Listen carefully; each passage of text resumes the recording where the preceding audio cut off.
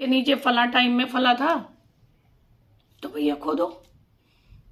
अभी तो मंदिर मस्जिद खुद रहे हैं, आने वाले वक्त में आपके घर भी खुद जाएंगे, कोई उसमें शक नहीं है।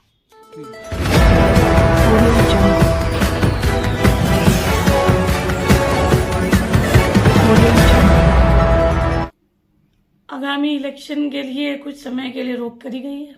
दिल्ली में इलेक्शन है। मौजूदा सरकार को पता है कि दिल्ली में उसके हाथ में कुछ नहीं है।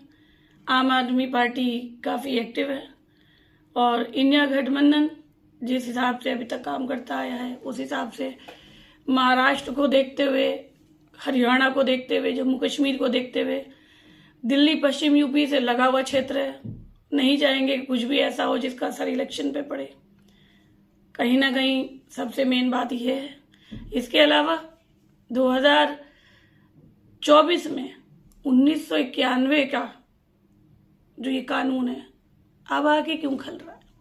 पिछले 2 दशक से कई बीजेपी के लीडर ने अपनी सत्ता चलाई, उस वक्त क्यों नहीं ध्यान आया? क्या रीजन है, क्या वजह है? आज मंदिर खोदे जा रहे हैं, कल जैन खड़े हो जाएंगे, फिर बुद्धिज्म खड़े हो जाएंगे। किसानों का काम था खेत को जोत के अच्छी फसल बनाना। किसानों से खेतों की जुताई करना तो सीख ली, लेकिन फसल बनाना नहीं सीख पाए। फसल और नस्ल एक ही जैसे, फर्क सिर्फ उस किसान का है जो खेत को खेत ना समझ के नानी का ननिहाल समझ। बात निकलेगी तो बहुत दूर तक जाएगी। कोर्ट ने तो ये भी कहा था कि सिर्फ राम मंदिर पे ही ये मसला रहेगा, इसके आगे नहीं होगा। अब श्री कृष्ण जी के मानने वाले अपनी बात कहते हैं, ब्रह्मा जी को मानने वाले अपनी बात कहते हैं, तो ये मसला बहुत बड़ा हो जाएगा। बात एक ही आती है कि देश चलेगा कैसे? आस्था के आधार पर ही तो फैसला दिया गया था। सीजीआई चंद्रचूड़ सिंह जी के शब्द क्या थे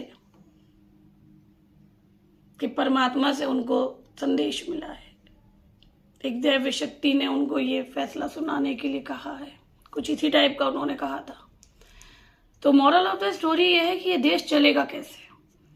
संविधान से या उस विधान से जो धार्मिक किताबों का है। ये एक बहुत खूबसूरत गुलिस्ता है, एक बहुत ही खूबसूरत मुल्क है। विभिन्न प्रकार के धर्म हैं, प्रांत हैं, संप्रदाय हैं, सबकी अपनी अपनी मान्यताएं हैं, परंतु जो सबसे मेन चीज है कि ये देश कैसे चलना है, उस हिसाब से सबको चलना है।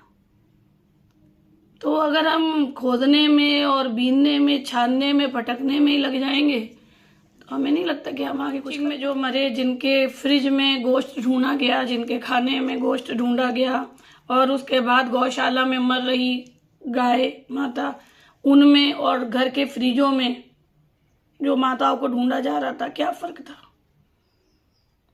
बात सिर्फ ये है कि मारेंगे, काटेंगे, बर्बाद करेंगे उस गरीब अल्पसंख्यक को जिसको ये यकीन है कि कोई बचाए ना बचाए, इस देश का संविधान उसे बचाएगा। तो उसे डराना है। दर्जी का बेटा आज 17 साल का है, जो पढ़ना चाहता था, उसका वालिद मारा गया। किसी 4 बच्चों का बाप मारा गया, उसकी माँ बावली दीवानी बेचारी हो गई। उन मासूम बच्चों के भविष्य का क्या होगा? ना जाने कितने सारे भविष्य हैं। अल्पसंख्यक से इतनी नफरत इस मुल्क में मौजूदा सरकार ने कर दी है कि कुछ कहते हुए भी अजीब लगे। ये मानना है कि किताब कोई सी भी हो, राइटर ने लिख दी, उस किताब को पढ़ने वालों ने उसे क्या समझा, उस किताब को समझने वालों ने उसे क्या समझा। संविधान हो, गीता हो या कुरान हो, ये सब लिख दिए गए।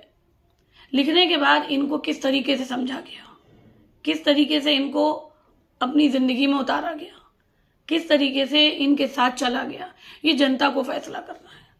अगर जनता संविधान में आस्था रखेगी, संविधान की समझ रखेगी, बचपन से ही बच्चों को समझाया जाएगा सही और गलत, आने वाले वक्त में ये सब तमाशे खत्म हो जाएंगे।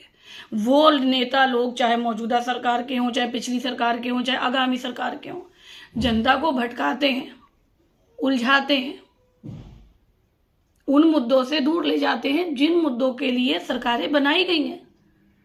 हमारे पास ताकत है जिस्म की, दिमाग की, हम मेहनत करेंगे, अपना पेट भर लेंगे। सरकार की जिम्मेदारी क्या है? प्रत्यक्ष या अप्रत्यक्ष रूप से लिए गए टैक्स को हमें सुविधाओं के रूप में वापस देना, हमें सुरक्षा देना जो कि सरकार नहीं दे रही है, और उसी के लिए सवाल करना संसद भवन में तय हुआ है। लेकिन वहां क्या होता है ये सब देख रहे हैं। तो जागरूक जनता को होना पड़ेगा। आप लापरवाह रहेंगे, आप ऐसे ही ना जाने कितनी सरकारें भुगतते रहेंगे। कल को तो ये भी हो सकता है कि कभी कोई आके कह देगा इस घर के नीचे फला टाइम में फला था, तो भैया खोदो। अभी तो मंदिर मस्जिद खुद रहे हैं, आने वाले वक्त में आपके घर भी खुद जाएंगे, कोई उसमें शक नहीं है। ठीक है।